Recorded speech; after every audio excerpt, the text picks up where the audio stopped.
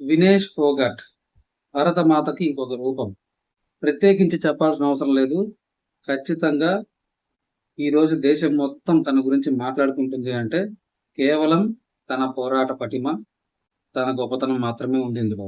దేశం మొత్తం ఆమె వెంట నిలవకపోయినా రోడ్ల మీద ఈడ్చి కొట్టేలాగా పోలీసు వాళ్ళు ప్రవర్తించినా గానీ ఒక్కతే నిలబడి ఒలింపిక్స్ వరకు వెళ్ళి ఆల్మోస్ట్ గోల్డ్ కొట్టేసింది. అందరూ సిల్వర్ ఇవ్వాలి అంటున్నారు కానీ నన్నడిగితే కంపల్సరీగా she is a gold candidate. Paris Olympics లో ఇండియాకి ఖచ్చితంగా గోల్డ్ తెచ్చే కేటగిరీ దమ్ము ఎవరికైనా ఉంది అంటే the one and only person Vinesh Phogat మాత్రమే. అందరూ సిల్వర్ ఇవ్వాలి అని కోర్టుకు కూడా వెళ్తున్నారు. అక్కడ కూడా వాదనలు వినిపించడానికి పెద్ద పెద్ద లాయర్లను కూడా ప్రిపేర్ చేస్తున్నారు కానీ తను అసలు ఒలింపిక్స్ కి వెళ్ళటమే ఒక విజయం ఉంది. ఎప్పుడైతే తనని 53 కేజీ కేటగిరీలో సెలెక్ట్ చేయకుండా పక్కన పెట్టేశారో, ఎవరో 19 ఇయర్స్ అమ్మాయిని అక్కడ సెలెక్ట్ చేశారు. కానీ తను అక్కడితో ఆగిపోకుండా బరువు తగ్గి విచ్ ఇస్ నాట్ యూజువల్, తనకి ఏదైతే యూజువల్ గా లేదు అలాంటిది తన బరువు తగ్గి 50 కేజీ కేటగిరీలో తన పోటీకి ఒలింపిక్స్ వరకు సెలెక్ట్ అయ్యి అక్కడ వెళ్ళి ఒక్క రోజులోనే ముగ్గురిని మట్టి కరిపించిందంటే that is not a simple thing. అక్కడే ఆమె గోల్డ్ కంటే ఎక్కువ గెలిచేసింది. ఒలింపిక్స్ లో కొట్టేదానికంటే మన ఇండియాలో ఉన్న రాజకీయాలని దాటుకుంటూ అక్కడి వరకు వెళ్ళింది చూశారు. That is more important. So she deserves gold. She already one our hearts which is more than equal to gold. అందరూ వినేష్ ఫోగట్ డిస్క్వాలిఫై అయిపోయిందని బాధపడుతున్నాము. అది కూడా 100 గ్రాములలో డిస్క్వాలిఫై అయిపోయిందని మనం బాధపడుతున్నాం కానీ ఇక్కడ కరెక్ట్ గా ఆలోచిస్తే డిస్క్వాలిఫై చేయాల్సింది వినేష్ ఫోగట్ ని కాదు, మన ఇండియన్ సెలెక్టర్స్ ని. మన ఇండియన్ ఒలింపిక్స్ కమిటీలో బ్రెజిలింగ్ కి ఫీమేల్ కేటగిరీలో ఉన్న సెలెక్టర్స్ ని డిస్క్వాలిఫై చేసి పడేయాలి ఫస్ట్. ఈ సెలెక్టర్లే కనుక జినైన్ గా ఉండి ఉంటే వినేష్ ని 53 కేటగిరీలో పంపించేవాడు. అక్కడ తను గెలిచేదో లేదో సెకండరీ, కానీ తనకు అన్యాయం అయితే ఇక్కడ జరగకుండా ఉండేది. అదేదో ఇక్కడే మొదలయ్యేది. అక్కడ వరకు వెళ్ళిన తర్వాత కూడా తను ఈ కారణంతో వెనక్కి వచ్చే పరిస్థితి అయితే ఖచ్చితంగా ఉండేది కాదు. 50 కేజీ కేటగిరీలో వెళ్ళినా కూడా ఒక్కరోజే 3 ఒలింపిక్ గేమ్స్ ఆడి 3 కూడా భయంకరమైన విజయాలతో. అసలు వీళ్ళు కూడా ఊహించుండరు. తను 50 కేటగిరీలో సెలెక్ట్ అవటమే గొప్ప అనుకున్నారేమో. అక్కడికి వెళ్ళిన తర్వాత ఒక్కొక్కరిని ఈడ్చి కొట్టేసింది అనమాట లిటరల్ గా. అలాంటి విజయాలు తన ఖాతాలో వేసుకుంది. 82 ఇంటర్నేషనల్ మ్యాచెస్ ఆడిన ఒక జపనీస్ ప్లేయర్ ని 82 మ్యాచ్లలో కూడా తను ఓడిపోయిన హిస్టరీ లేదు. అలాంటి ప్లేయర్ ను కూడా 0-5 లీడ్ తోటి లిటరల్ గా విధ్వంసం చేసింది.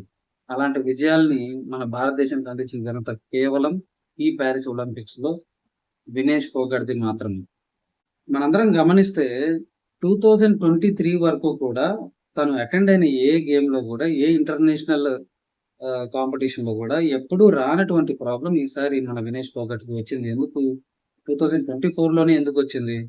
2023కి ముందు ఎందుకు రాలేదు? 2023లో బీజేపీ ఎంపీ అయినటువంటి బ్రిజ్ భూషణ్ మీద harassment on ladies, harassment on wrestlers, ఈ కారణంతో ధైర్యంగా రోడ్డెక్కి మరి ఢిల్లీలో తన గొంతు వినిపించింది వినేష్ ఫోగట్. సో మన ఇండియాలో ఇలాంటివి చేస్తే తప్పు కాబట్టి, లీడింగ్ లో ఉన్న పార్టీలు ఒప్పుకోవు కాబట్టి, ప్రతిపక్షాలు కూడా ఒప్పుకునే పరిస్థితిలో ఆమెకి సపోర్ట్ గా ఉండలేకపోయాయి కాబట్టి ఖచ్చితంగా 2024లో ఇలాంటి అనుభవం ఒకటి ఎదురైందేమో అన్న అనుమానం నాకు. I'm not confirming it. అదే కన్ఫర్మ్ నేను ఖచ్చితంగా చెప్పలేను కూడా. మేబీ 2023 వరకు లేని problem why in 2024, that to in the finale match, just before the final match. ఖచ్చితంగా గోల్డా సిల్వర్ ఖచ్చితంగా గోల్డే కొట్టేదని నా గట్టి నమ్మకం.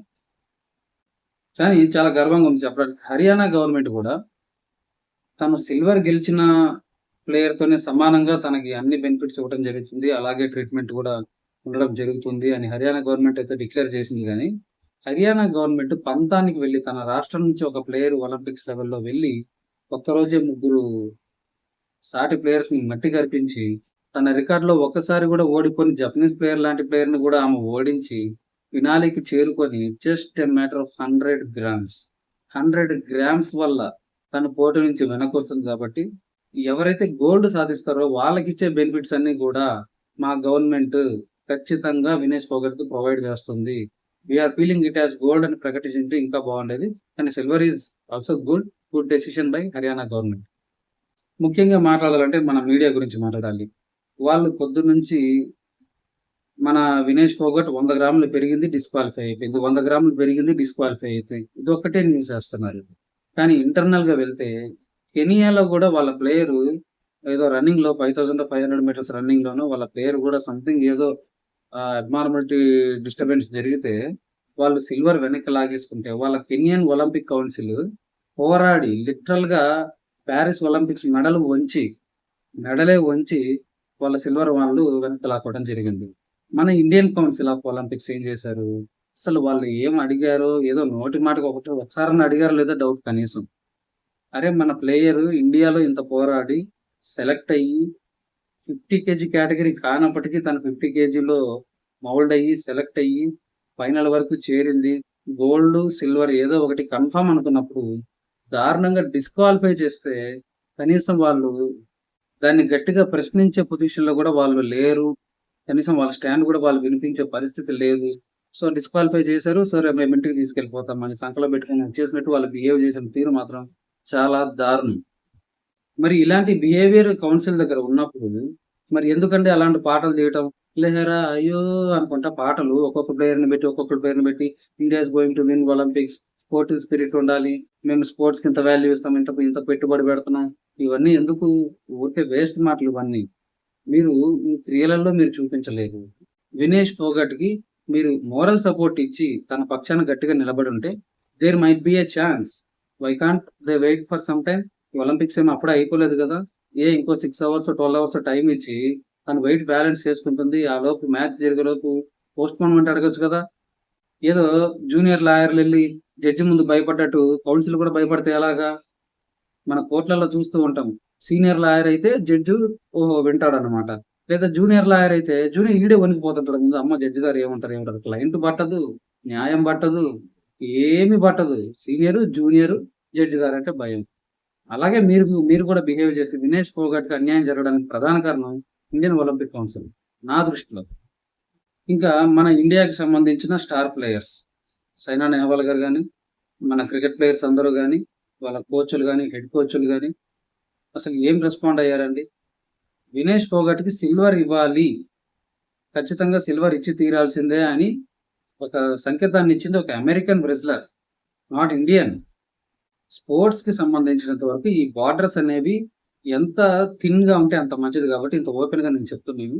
వినేష్ ఫోగట్‌కి మన కంట్రీ నుంచి సపోర్ట్ ల్యాక్ అయింది. సో, జోర్దాన్ అనేటువంటి ఒక American player Vinesh deserves silver అని తను ట్వీట్ చేయటం వల్ల ఇదైనా ముందుకెళ్ళిందేమో అనిపిస్తుంది. అఫ్‌కోర్స్ మన వాళ్ళు కూడా ఒలింపిక్స్‌కెళ్లారు. మను బేకర్ లాంటి ప్లేయర్స్ బ్రాంజ్ లాంటి మెడల్స్ 1, 2 కూడా తీసుకొనొచ్చారు. The severity of the game. ఇప్పుడు మను బేకర్ ఆడిన గేము షూటింగ్. అది 20% physical, 80% mental. So, she achieved. తను కూడా గొప్పే. కానీ కంపారిటివ్‌లీ ద గేమ్ సివియారిటీ విషయాన్ని కంపేర్ చేస్తే wrestling is not shooting. So, she requires more support than Manu Bhaker. Manu Bhaker ఆడిన ఆట 80% మైండ్‌కి సంబంధించింది. అంత ఫిజికల్ స్ట్రెయిన్ అవసరం లేదు. కానీ రెజ్లింగ్ అలా కాదు గదా! అంత కష్టపడి తను ఫైనల్ వరకు వెళ్లి గోల్డో, సిల్వరో నేను పట్టుకొస్తాను దేశానికి అని తను నిలబడ్డప్పుడు తనకు సపోర్ట్ ఇవ్వాల్సిన బాధ్యత మనందరి మీద ఉంది గదా! ఇండియన్ ఒలింపిక్ కౌన్సిల్ అది చేయలేకపోయింది. అది చేయటంలో తీవ్రంగా విఫలమైంది అని నా ఒపీనియన్. నా దృష్టిలో వినేష్‌కి గోల్డ్ వచ్చినా, సిల్వర్ వచ్చినా, ఏదొచ్చినా Vinesh Phogat herself she is a gold for India. We must be proud of her. I am proud of you, Vinesh. Signing off.